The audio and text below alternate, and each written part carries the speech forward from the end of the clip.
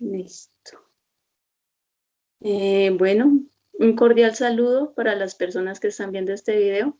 Soy Ginari Maribel Paja, estudiante de la licenciatura en Lenguas Extranjeras con énfasis en inglés de la UNAD, Universidad Nacional Abierta y a Distancia. Hoy vamos a realizar unas preguntas sobre didáctica a la compañera Xiomara Garzón, una compañera que ha trabajado desde el movimiento indígena y que tiene grandes aportes que hacernos. Bueno, darle un cordial saludo a Xiomara y bienvenida. Gracias, Ginari, por esta invitación y por entrar en diálogo desde algunas seguramente cuestionamientos y preguntas con respecto a la educación. Vale, bueno. Primera pregunta. Para usted, ¿qué es la educación? ¿Qué se plantea como profesional en su labor?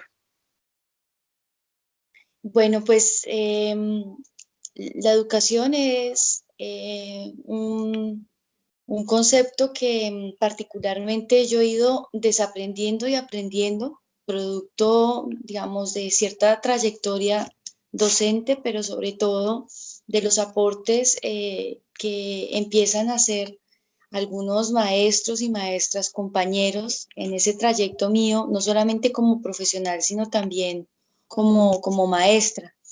Y para mí la educación es lo que más se acerca a completar, lo que más se acerca a acompañar, lo que más se acerca de alguna manera a construir tanto con esos estudiantes junto con otros maestros que hay a nivel comunitario que nos pueden aportar no solamente en sus historias y en sus memorias, sino en los múltiples, digamos, labores que ellos hacen en el día a día, en el cotidiano.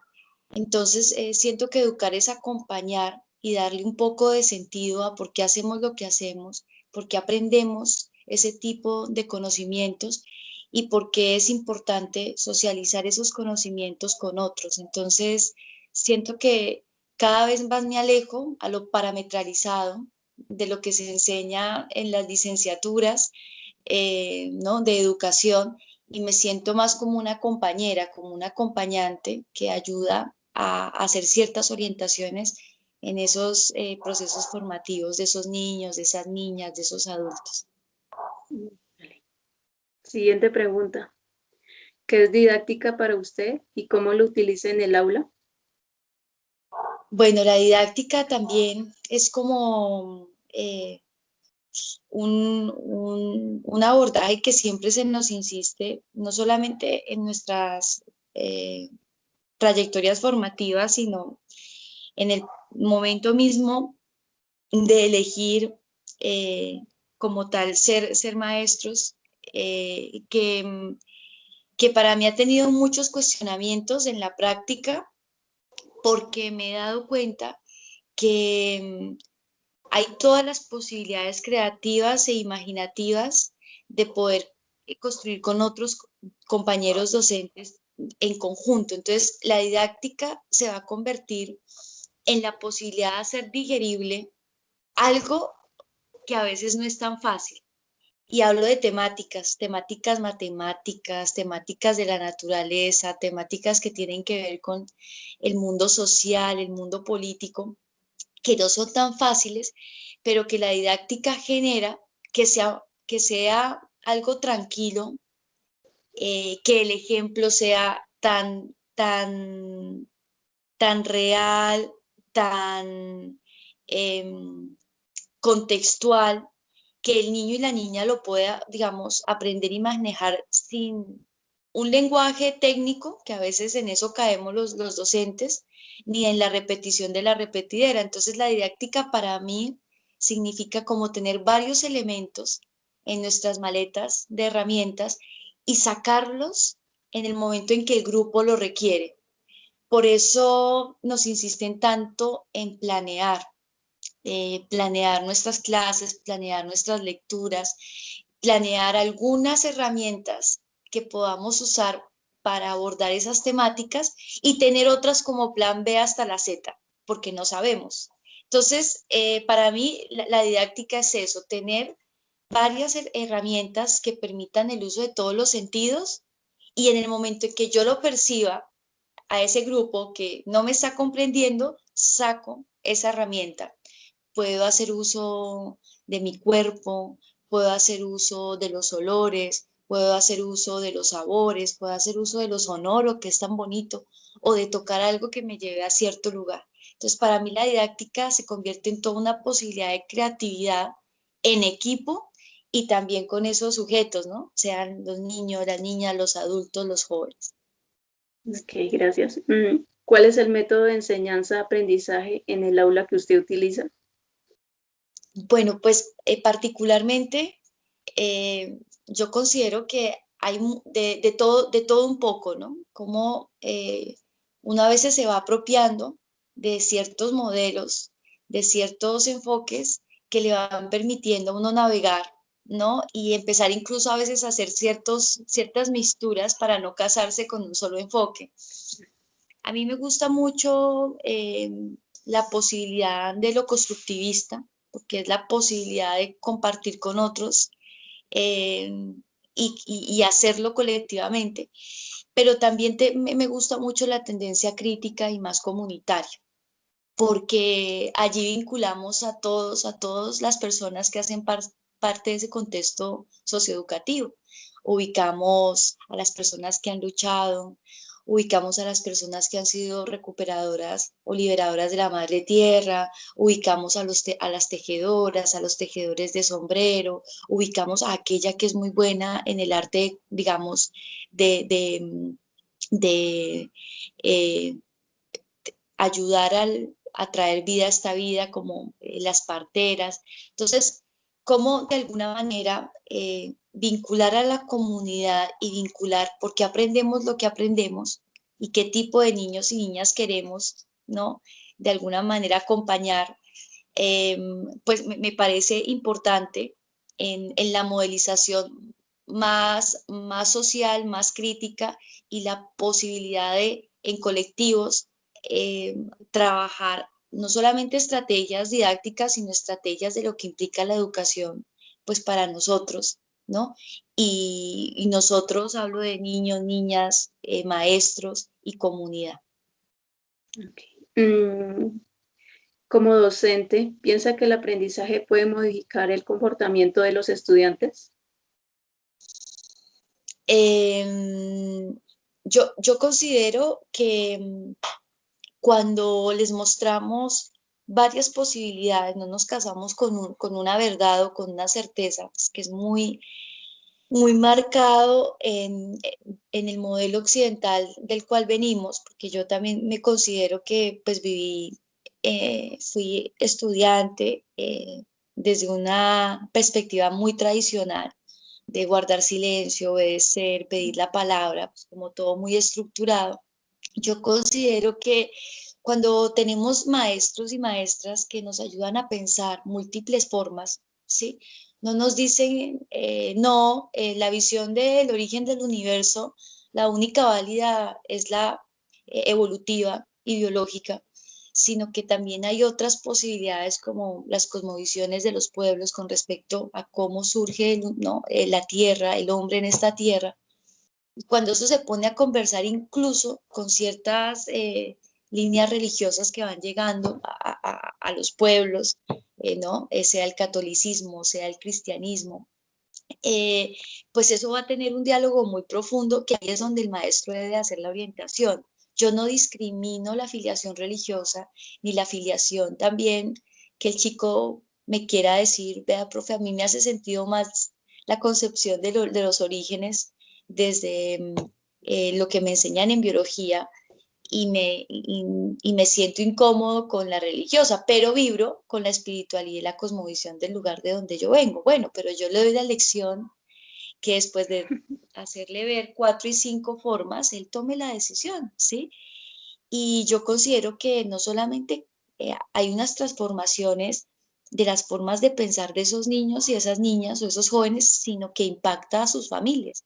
Por eso cada vez que un niño y una niña está con nosotros y les hablamos por qué consumir panela o miel y no azúcar, que es refinada, cancerígena y que enriquece a los grandes multinacionales de los ingenios azucareros, que son grandes y no pequeños como su abuelo que es panelero, pues allí hay todo un mundo donde él va seguramente y le comparte eso a la mamá, y la mamá, que es la que compra o azúcar o panela, inmediatamente dice, bueno, pero ¿qué está pasando? Y él le da una explicación en términos de salud, en términos económicos y políticos, pues imagínate, no solamente se transforma él, sino esa familia, que particularmente nosotros en nuestros poblados tenemos padres adultos que no han ido a una escuela, entonces es la posibilidad para hacer ese ejercicio no solo con el niño, sino con esos adultos. Entonces lo veo muy potente, muy claro que sí. Y yo considero que nosotros también nos transformamos, los maestros también. Es un elemento de doble vía,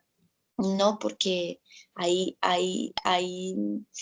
pensamientos de esos, como tú dices, estudiantes que a uno lo hacen pensar mucho, todo el tiempo. Ok. ¿Usted adecua la enseñanza a las posibilidades y necesidades del alumno? ¿De qué manera? Sí, pues yo considero que esa es una habilidad que vamos de alguna manera madurando los maestros, y es, no todas las generaciones que nos llegan son iguales, y mucho más en el momento en el que estamos de esta, digamos, cuarta revolución industrial, donde la posibilidad tecnológica ha cambiado, ¿no? Es lo rápido, el manejo del Big Data, todo lo que tiene que ver, digamos, con la nanotecnología, va a toda velocidad.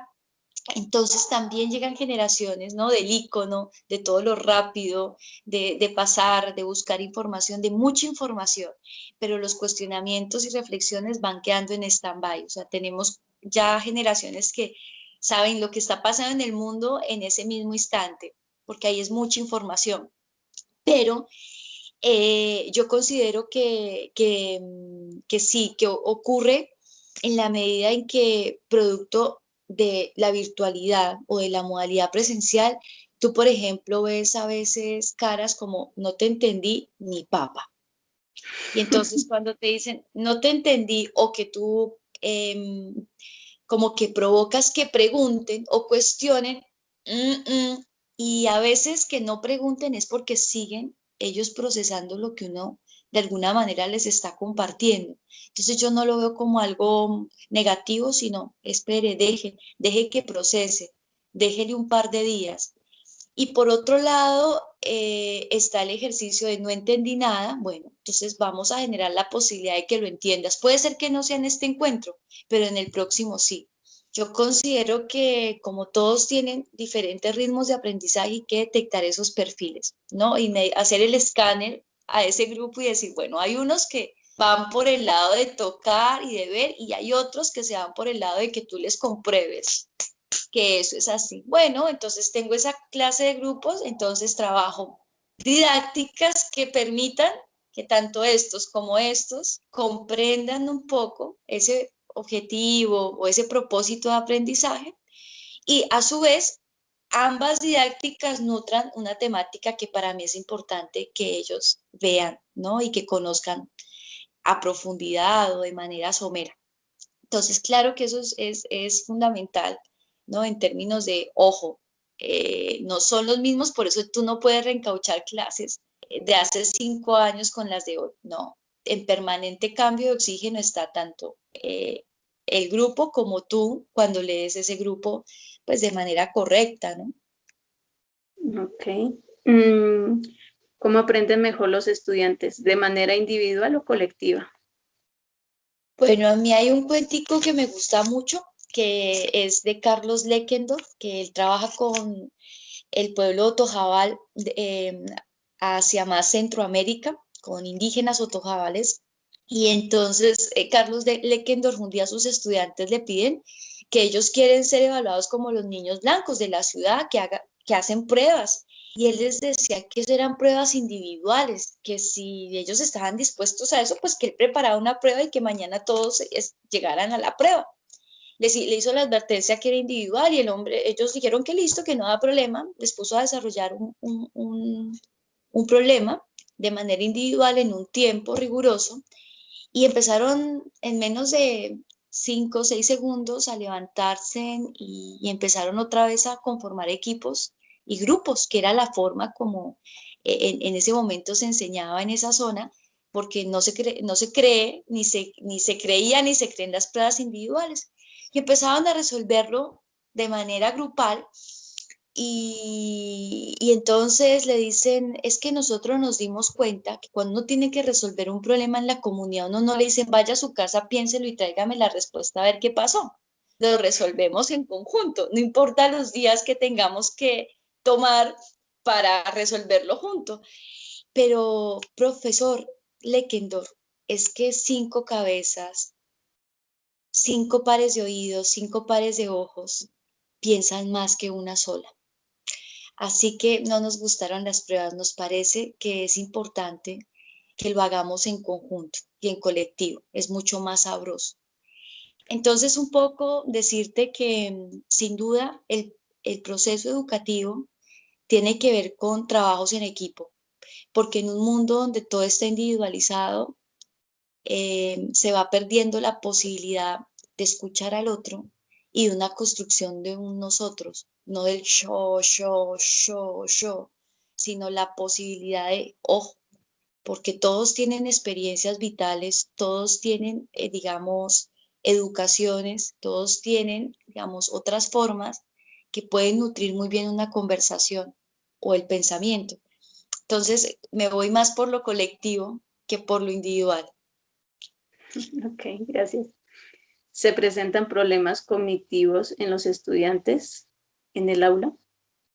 Sí, yo considero que todos los seres humanos en algún momento tuvimos nuestros rollos a nivel de, de lo cognitivo y a veces tuvimos unos buenos acompañantes maestros que nos ayudaron a superar. Pero hubo otros que siempre nos lo marcaron y al ser tan punitivo creímos que no éramos buenos para ello y que como que empezábamos a hacer cabeza dura.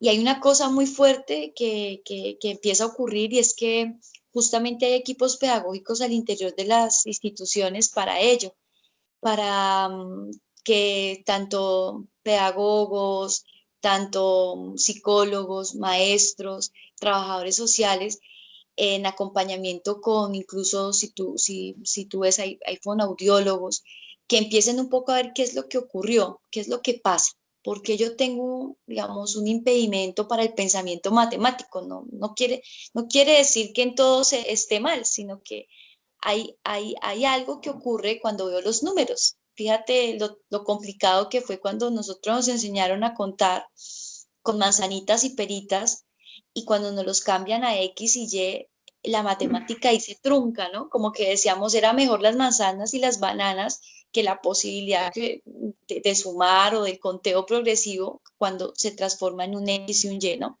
La incógnita. Y por otro lado, digamos, como de alguna manera eh, considero que deja de ser un problema lo cognitivo cuando podemos detectar que el estudiante tiene ciertas habilidades que hay que potenciar y las que no están todavía resueltas hay que empezar a acompañar y a estimular, ¿sí? Sin forzar nada, solamente acompañar y estimular, hacerle sentir y valer que aunque él se demore un poco más en la suma y en la posibilidad del conteo, que otros, no quiere decir que no lo pueda hacer, ¿sí? Pero yo voy ahí muy de la mano a los ritmos de aprendizaje. Hay unos que somos muy lentos para aprender y nos cuestan 3 y 4 días para preparar el examen. Y otros que con solo leer ya tienen la retención y la atención y la memoria para ir al examen. Bueno, ellos dedicarán menos tiempo, ¿no? Y otros dedicaremos más, pero considero que tiene que ver un poco con ese acompañamiento que tanto nos lo dicen cuando leemos a Piaget, ¿no? Digamos, cuando leemos a Vygotsky. Entonces yo creería que para que no haya esos desequilibrios, hay que saber un poco los contextos de los cuales vienen esos niños y esas niñas y un poco qué está ocurriendo con ellos para dar algunas orientaciones que les permita hacer más digerible algo que para ellos no lo es aún. Ok. ¿Cuáles son los problemas sociales que se presentan en la escuela? Bueno, pues en la escuela, según, ¿no? Según los contextos, pero digamos, los estudiantes tienen sus propios conflictos, producto de la edad. No es lo mismo tener niños de nivel inicial, o sea, preescolares, que primarios y secundarios, pero digamos, al interior del salón de clase ocurren muchas cosas que tienen que ver con la moda, con el mercado, con estereotipos. A veces eso hay que saberlo manejar y a tiempo, porque como es un microespacio, cuando nosotros somos maestros, tenemos muchos grupos a nuestro cargo y no permite ver la particularidad. Entonces, por eso, de alguna manera, a veces está el matoneo o el bullying, que no lo alcanzamos a detectar a tiempo y es momento de empezar, justamente cuando estamos en esos espacios de clase, a ver quién es el que es echado a menos, a quién es el le burlan, quién nunca te dice, profe, así, quién de alguna manera como que vive como asustadito, porque hay algo está pasando, ¿no? Y eso no es menor. Y después van a aparecer pues otros desafíos con los compañeros docentes, que eso también ocurre en las instituciones. Yo creo que esos son retos que hay que saberlos manejar, porque también los maestros, entre más acompañados y más en colectivo trabajemos, es mucho más rico las 6, las 8 horas que estamos, y ese trabajo no se convierte en un trabajo, sino se convierte en nuestra otra casa. Entonces considero que como que hay esos niveles y después están los niveles de las autoridades en términos del rector, ¿no? Los coordinadores, que son los que administran y que aunque fueron docentes, en el cargo en el que está, a veces se les olvida que era ser maestro y todos los desafíos que hay a la interna. Entonces siento que siempre va a haber como un diálogo para superar esos conflictos, para superar esos desafíos en conjunto, porque si no, es lo que yo llamo el efecto del síndrome del quemado. Es tu cuarto día de clase y ya no quieres ir porque no hay un ambiente lindo de trabajo, y a veces hay una palabra que a mí me incomoda mucho y es que sentimos un problema los niños que hacen muchas cosas y que son activos, ¿no? Que es lo que se conoce como la hiperactividad, que es además un diagnóstico clínico, pero no un diagnóstico pedagógico. O sea, para nosotros el hiperactivo no es un problema, para nosotros el niño que es activo es maravilloso, el lento es el docente, ¿sí?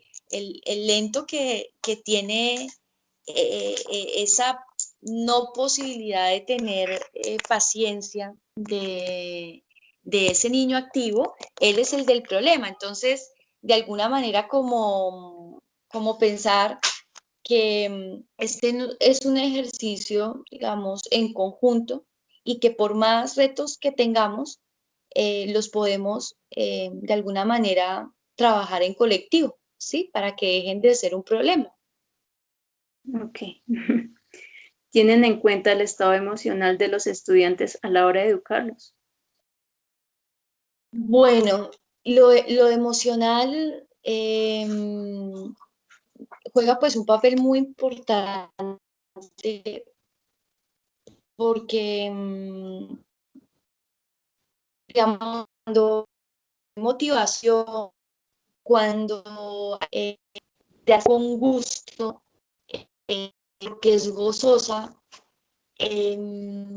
fluye mejor poco esas conexiones neuronales, esas sinapsis. O sea, se ha demostrado que cuando a uno le gusta y lo engancha en el tema, uno quiere saber más y sale como con ganas de más, como, ay, me quedé con más ganas de que la profe me diera ejemplos.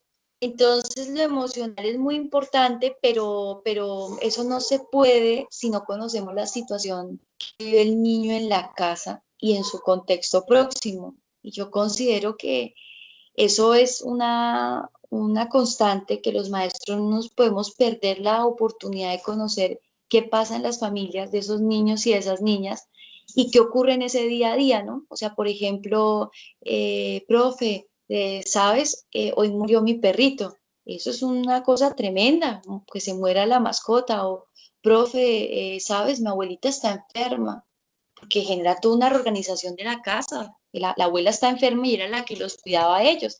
Entonces, las situaciones digamos, sociales de los contextos de los niños es algo que no es menor y que si tú no tienes la disponibilidad emocional, es muy difícil que pueda haber concentración y es muy difícil que tú puedas considerar al otro como un par. Yo considero que los niños a veces no le dicen al maestro porque hay muchos temores y porque se ha generado una visión donde el maestro está allá arriba y el niño está allá, ¿no? en otro lugar. Y cuando nuestros estudiantes nos vienen con un problema o con una alegría, vea, profe, gané tal reconocimiento, ya pude hacer el paso de danzas que no podía, o mire, ya pude dividir, o mire, ya pude por lo menos generar una oración en una lengua que era extranjera, pues eso es maravilloso porque para él es un logro, ¿no? Y qué bien, y hay que hacérselo saber que eso está muy bien, ¿sí? Y que qué pasó, qué aprendió ahí en ese proceso. Aprendí a tener paciencia, profe, a esperar. Aprendí que no era todo de un solo topetón, que era un paso a paso, a paso a paso. Aprendí que tenía que ser más responsable con esto. Bueno, ahí hay un aprendizaje. Entonces, lo emocional es lo que moviliza a los seres humanos, lo emocional es lo que nos mantiene vitales, lo emocional es lo que hace que nuestro sistema inmune funcione bien en esta época de confinamiento, porque si no, no aprovecho la comida, si no nos enfermamos, se llama la inmunodeficiencia, vamos para abajo. Entonces, lo emocional es clave y a veces los maestros no estamos educados para ver lo emocional de esos niños y de esas niñas. Ok, gracias. ¿Tiene en cuenta la cultura de los estudiantes al momento de educarlos?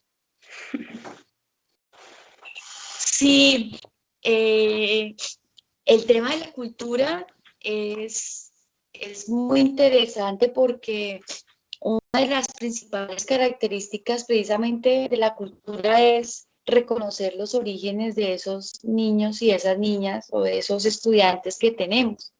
Nosotros no conocemos que es de un origen afro, ¿no? De un origen originario de pueblos indígenas o campesinos, va a ser muy difícil que nosotros podamos planear y empezar a seleccionar ciertas didácticas para esos aprendizajes.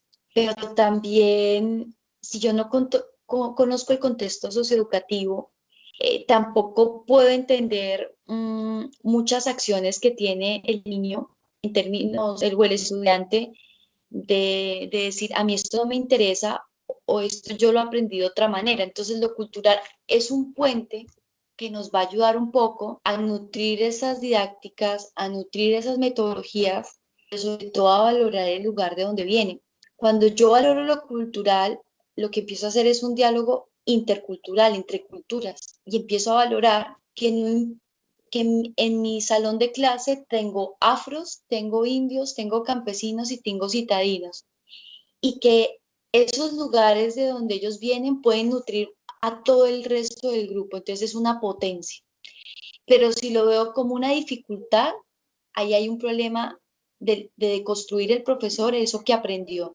Yo tengo que hacer que esos 4 pueblos que están ahí nos enseñen a los otros sobre sus raíces, sobre sus formas de ver el mundo y sobre sus prácticas. Y eso no es fácil de hacerlo como maestro. Es otro de los desafíos que tenemos, poder generar ese diálogo entre culturas en todo, no solamente en sociales, ¿no? O en ética, no, en todas las materias, en todas, porque, digamos, no importa si eres campesino, afro, indígena, en términos cognitivos. El cerebro, sí, no es que unos aprenden más rápido, otros son más lenticos por el lugar de proveniencia, de donde provienen, no.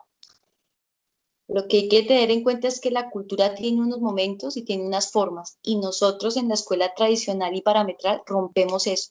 No ayudamos a que sea una transición, sino una ruptura, imponiendo un modelo hegemónico, por supuesto, de cómo se debe aprender y cómo se debe enseñar. Entonces considero que la cultura es vital y el diálogo entre ellas mucho más.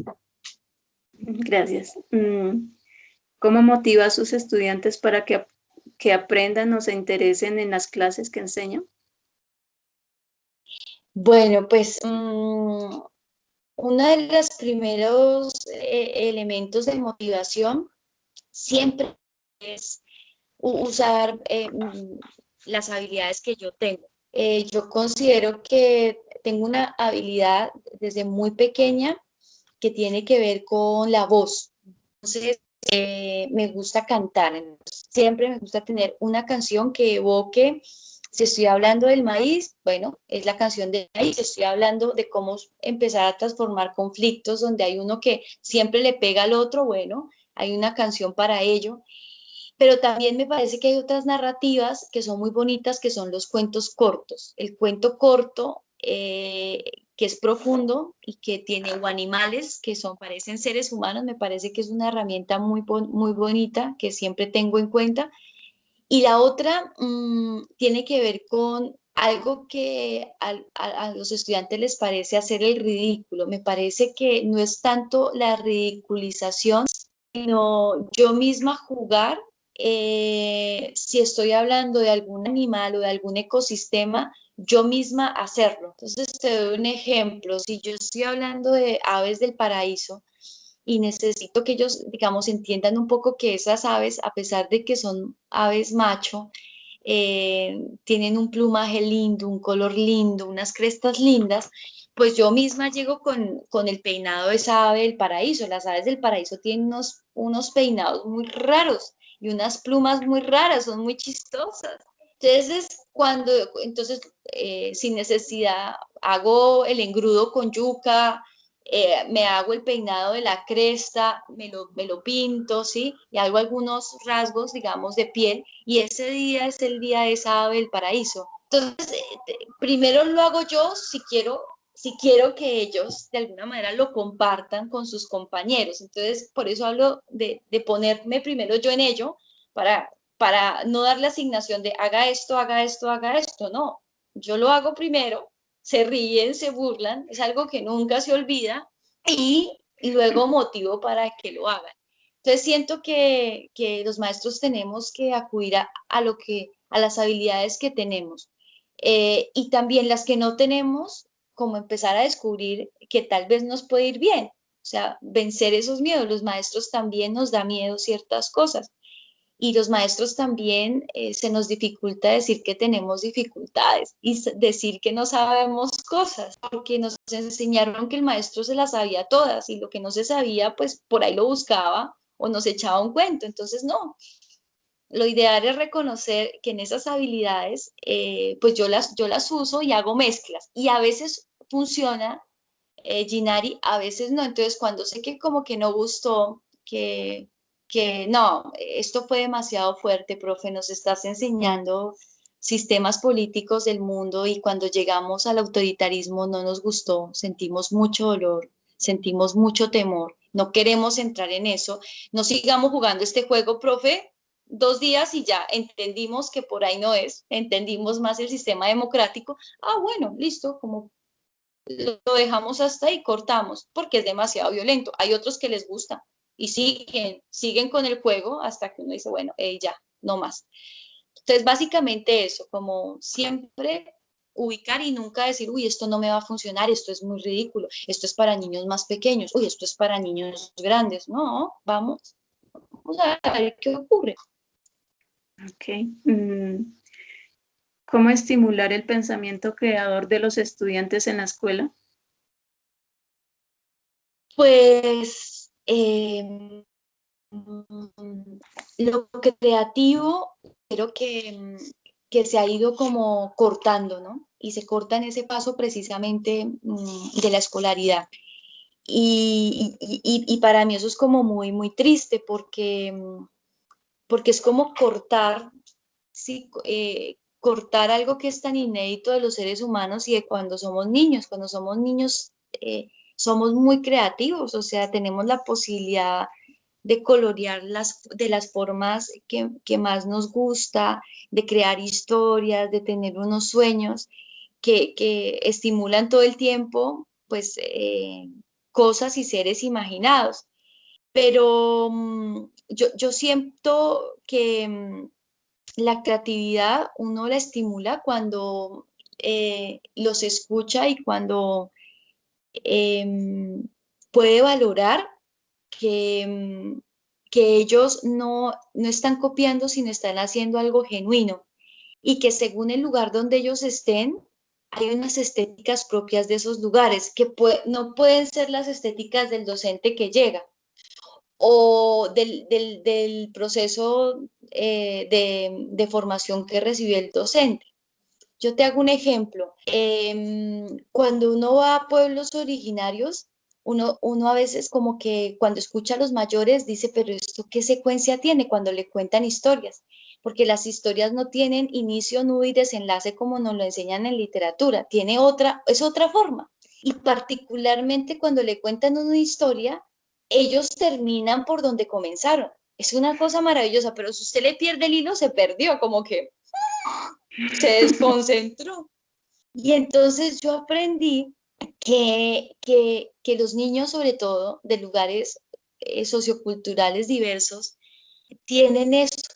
Y a veces amputamos esa creatividad porque le decimos, oiga, ¿y el nudo dónde estuvo? No, el nudo siempre estuvo. Y el desenlace es el mismo inicio. O sea, esto no es nada no, de comienza y termina, ¿no? No hay que sigue otra historia y múltiples historias que tienen que ver con esa historia. Más complejo todavía, Ginari. ¿No? A uno le cuentan un cuento y el cuento se acabó, ¿no? Colorín colorado, este cuento se acabó y no, nuestros cuentos todos tienen relación, los animales que habitan y los seres humanos, inhumanos, todos tienen relación con todo.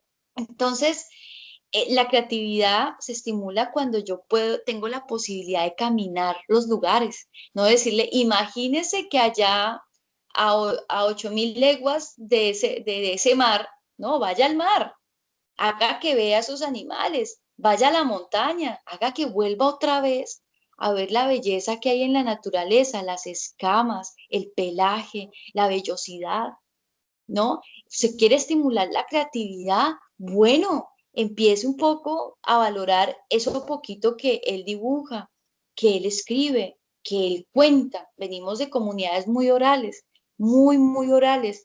Entonces hay que escuchar mucho. Yo aprendí una cosa muy linda del pueblo Nasa, y es que hay que hablar solo lo necesario, ¿sí? Porque nos estamos perdiendo la posibilidad de escuchar.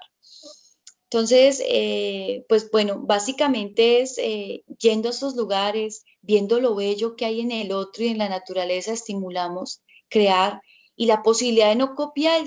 Yo siento que cada vez que nos dicen, es que nosotros somos un modelo europeo, somos un modelo estadounidense, estamos pidiendo la posibilidad, ¿no? De repetir y reproducir modelos para empezar a ver pedagogías más propias, más localizadas, más de nosotros, más propias. Vale. Para el desarrollo de su trabajo, ¿de dónde se orienta como profesional?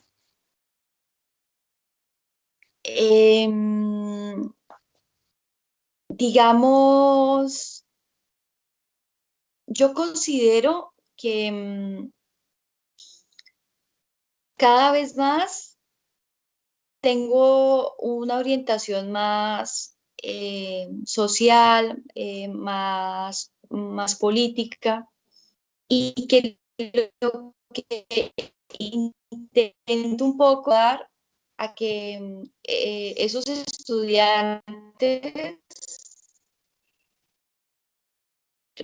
se reconozcan que los diversos momentos de vida por los cuales ellos van pasando son momentos de ese ciclo vital de los seres humanos,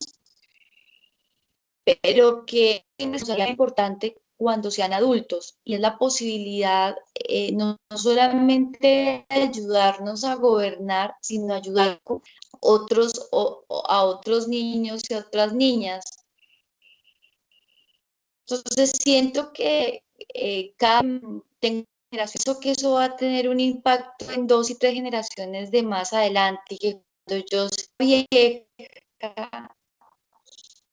y ellos me estén gobernando con la injusticia, fue una persona que yo pude orientarlo de alguna manera, mire, piénselo bien antes de ser reclutado, piénselo bien antes de elegir la vida, mire, piénselo, le está dando muy duro a su papá y a su mamá, ¿sí? Entonces, considero que cada vez más la herramienta de, de pensarnos como ciudadanos y también pensarnos como sujetos que podemos hacer múltiples transformaciones es mucho más fuerte. Entonces, lo que intento un poco es eso, ¿no? Es eso que ellos ven como un drama en su momento de la vida, pues no sea tan dramático. Podemos salir de ello respetando emocionalmente que está en un momento de dolor y de cambio, pero ayudándole a decir, bueno, vamos para adelante, vamos que de esta también salimos. Te enfermaste, bueno, vamos a hacer el tratamiento, vamos a explorar por algo menos nocivo y tóxico, ¿sí? Pero siempre como animando a, de esta también salimos. Y cuando esto pase, nos vamos a reír y vamos a aprender algo seguramente de ello. Ok, bueno, eso es todo. Profe Xiomara, pues agradecerle por su tiempo y, y por sus respuestas. Muchas gracias, profe. Bueno, Gina, muchas gracias a ti por esta entrevista.